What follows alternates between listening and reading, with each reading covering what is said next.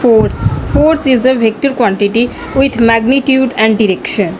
That means आप सभी को पता हुआ कि फोर्स हमारा जो है वेक्टर क्वांटिटी है और मैग्नीट्यूड एंड डायरेक्शन के साथ. Then it is can be objected to move, stop और changes its shape.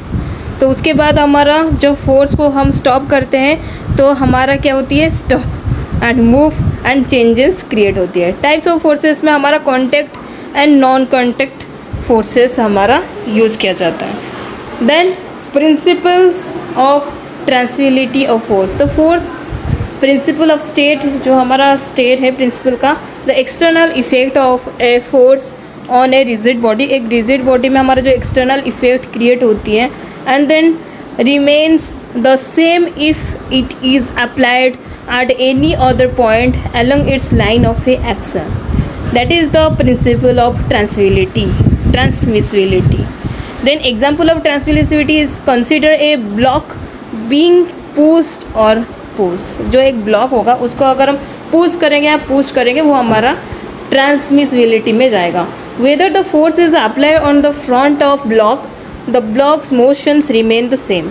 That means हमारा इसमें क्या हुआ कि एक ब्लॉक्स को अगर हम फोर्स अप्लाई करें तो वही उसका सेम रहा, बट वो डायरेक्शन चेंज किया.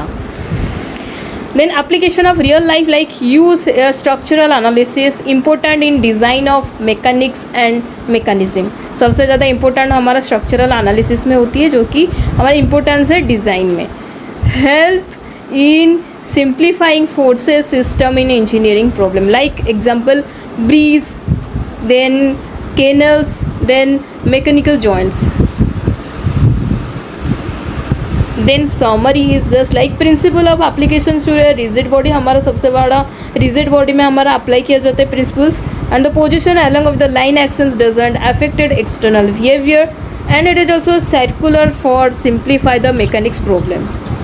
So hope so all are to be understand what are the meaning of principles of forces, transmissibility. So thank you so much.